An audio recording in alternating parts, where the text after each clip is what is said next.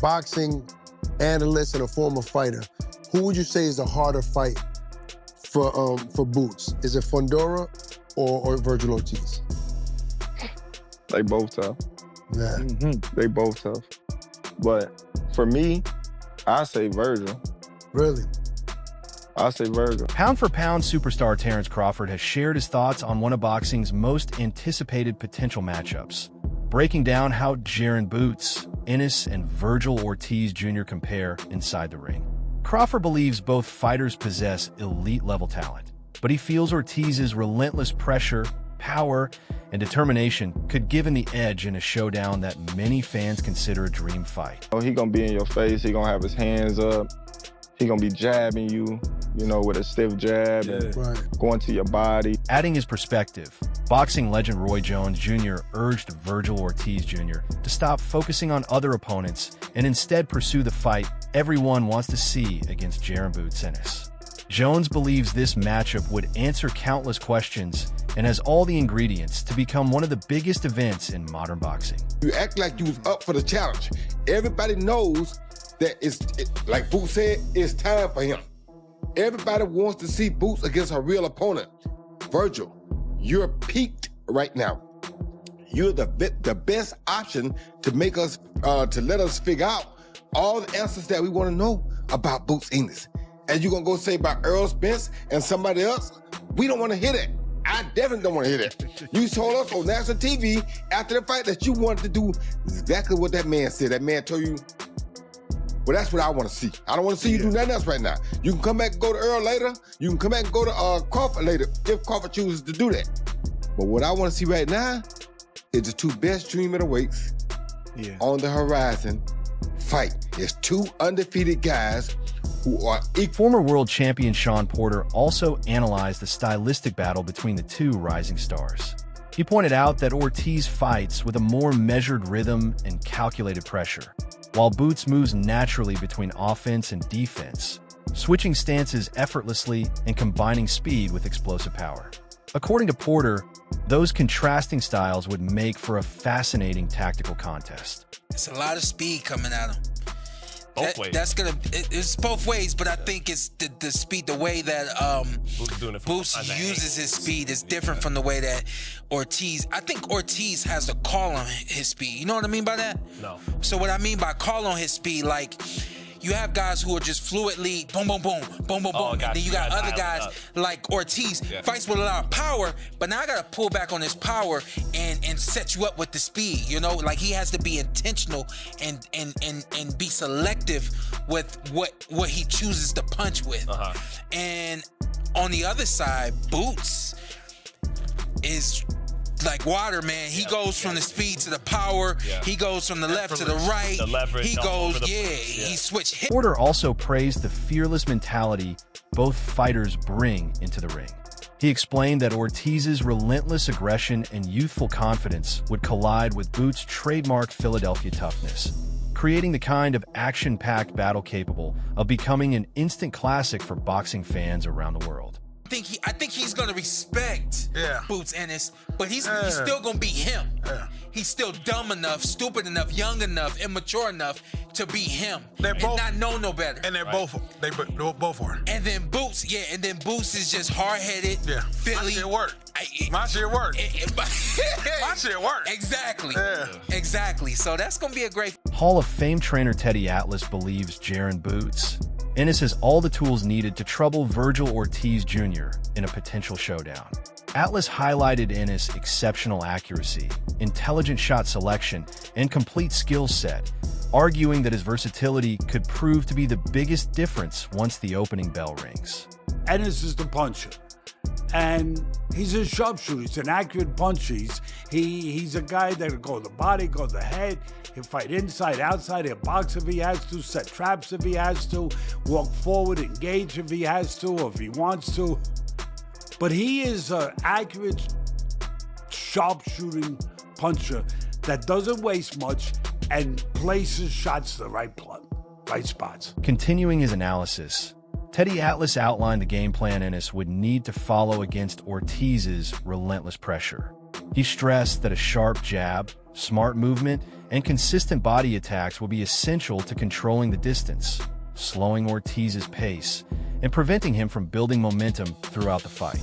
Jab, if you're going to be the guy who the burden's going to be to kind of make the fight, press the fight, you're going to need the jab to do that so the guy don't pot shot you, so he doesn't control the outside, so he don't dominate you with that stick, you know, as Ali would say back in the day. He's going to have to go to the body. He being Ennis, he's going to have to go to the body, take the air out of the wheels.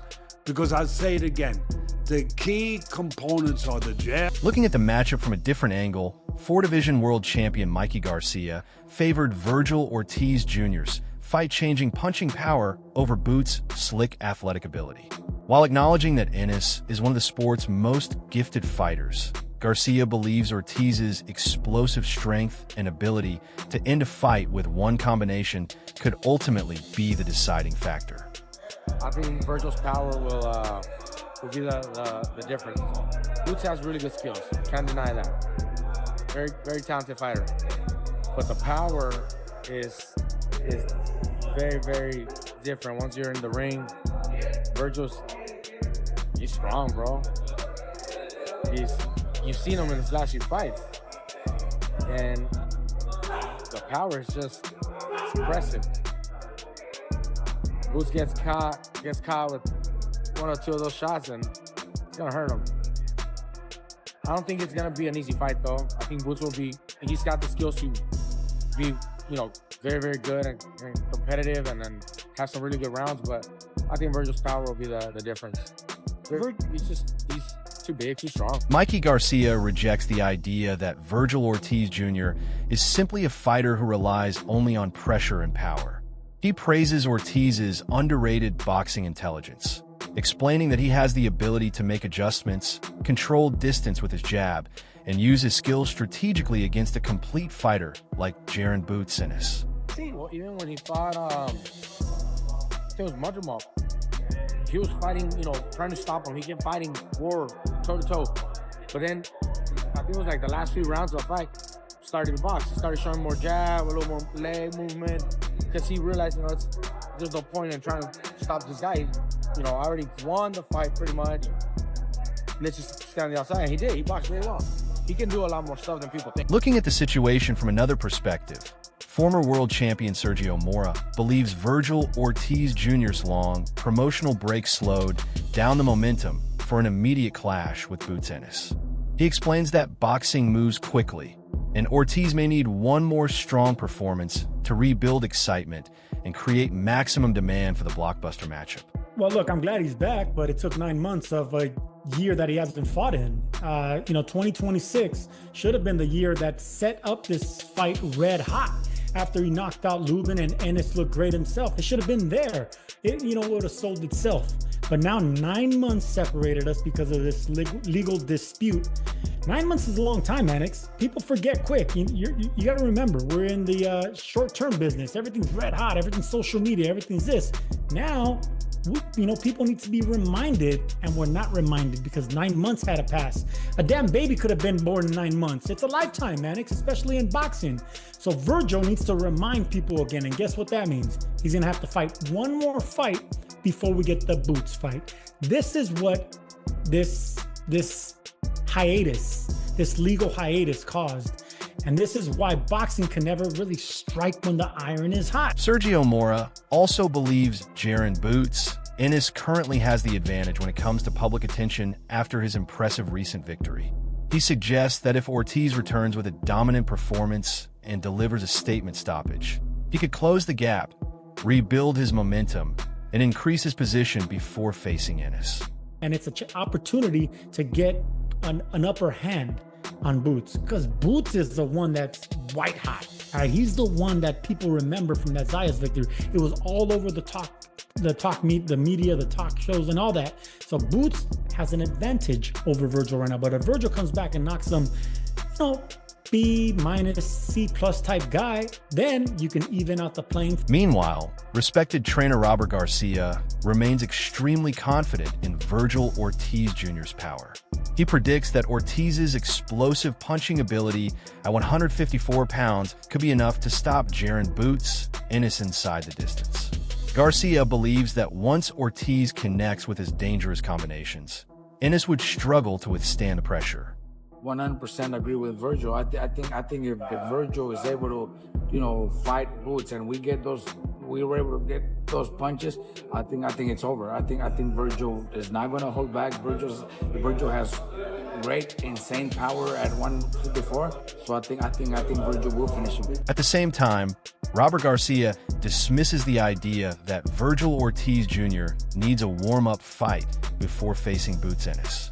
He insists that his team is ready for the biggest challenges immediately and believes there is no reason to delay a fight that boxing fans are already demanding. No problem. We would do it. Look, I know Eddie mentioned something about maybe Vergil needs or is going to want a comeback fight. No, that's not the case. Maybe that's what he wants for Boots. Maybe that's why he's trying to push that on us to try to get Boots something else before that. But no, we'll go straight into that fight. Former world champion Chris Algieri recognizes Vergil Ortiz Jr.'s elite level ability and points to his previous battles as proof that he belongs among boxing's top contenders. However, Algieri also warns that Ortiz's recent inactivity could become a major factor when facing a skilled and dangerous opponent like Jaron Boots Ennis. Vergil, the inactivity really worries me because you got sharks circling. And Jaron, with the level of talent he has, he can beat anybody on any given night. So, yeah, it's a really interesting time. I think him not being a champion has nothing to do with him. He's been willing to fight all the guys. He's got good, solid wins on his record. He's fought really tough guys. The Majramov fight was extremely impressive. He's the Bohochuk win, which a knockdown, drag-out fight himself. So he's been tested. He's been in tough. We've seen him deal with resistance. So I can't call him a prospect. Just because he doesn't have a title doesn't mean, he's world class. Chris Algieri takes a balanced approach and refuses to choose a clear winner between Boots Ennis and Vergil Ortiz Jr. He believes the division is filled with incredible talent and that undefeated records will eventually be tested. In his view, this matchup represents a classic style clash between Ennis' smooth switch-hitting ability and Ortiz's non-stop offensive power. Can't do it. Because it's one of those fights, it's one of those divisions where, again, if they all fight each other, I don't think anybody stays undefeated. So even trying to rank people, just because they're all so different. You got Boots, who's a fluid, side-switching, counter-punching, killer puncher. You got Vergil, who's a two-fisted destroyer, comes to get you. Tim Bradley and the ITR panel discuss how Jaron Boots Ennis handles facing powerful punchers. They explain that Ennis studies his opponent's strength and timing before fully opening up with his own elite skills. While Boots has taken risks against less dangerous opponents, they believe facing a heavy hitter like Vergil Ortiz Jr. will force him to reach another level. Step into a ring with the Ortiz. We may see a completely different guy, especially if he gets touched. He gonna cook Ortiz. He gonna cook Ortiz just like he just got done cooking Zayas. Look, man. But that was expected, though. Listen to me. You're talking about Zayas as a guy that isn't known for his punching power at all. That was or his speed, or really his skills. He checks boxes at a decent level, but not at an elite level. But the thing is that he didn't feel the pop. You got to understand that about Boots. Boots is willing to take yours to get his, and it's a trap, right? A lot of his flows, but I'm just telling you that I know it's not always a good thing, but it works for him, and I think that he fights off of feeling. That's what it is. It's feeling. You understand that, right? The debate continues as analysts discuss Ennis' tendency to stand in the pocket and trade shots instead of always fighting from a distance. Some believe exchanging punches with Ortiz could create serious danger, but Tim Bradley argues that Boots' instincts, composure, and ability to adjust during a fight will allow him to handle elite-level power. Right. But another thing that I didn't like as well, once he got touched, he didn't switch his game up at all. He just stood right in the pocket and did what He didn't need to in the end, though, Andre. He knocked him out. Philly fighters do. Stay in the pocket and just bang it out. He can get in big trouble fighting a guy like Ortiz. You got too much Philly in him, Tim. Too much Philly in him, Tim. I'm telling you. Listen to me. He fights off of feeling, man. What I'm talking about. So if he don't feel you got any punch, guess what? He's willing to stand there and exchange with you. He literally got hurt. That's fine. He got hurt. That's fine. So he knew that he had. But did you see? But did you see the reaction that he made? Yes. He stuck. He tied him up. He bought himself some time, and then what did he do? He came back and blitzed him with combinations. Yes, but he can't do that with everybody. He won't do that with everybody. I don't know. That might be him because, like I said, he's a Philly fighter. He loves to fight. And that's but did you see that? No, but did you see that in the Stanionis fight? No, he didn't. He started using movement early on, using his jab, pot shot from the outside. What about what Tim is saying about? From another viewpoint, Max Kellerman explains why traditional boxing analysis may favor Jaron Boots Ennis due to his physical gifts, defensive ability, and overall skill set. However, he also points out that dominating a fighter as dangerous as Vergil Ortiz Jr. is a completely different challenge, and Ennis would need to prove himself once they share the ring.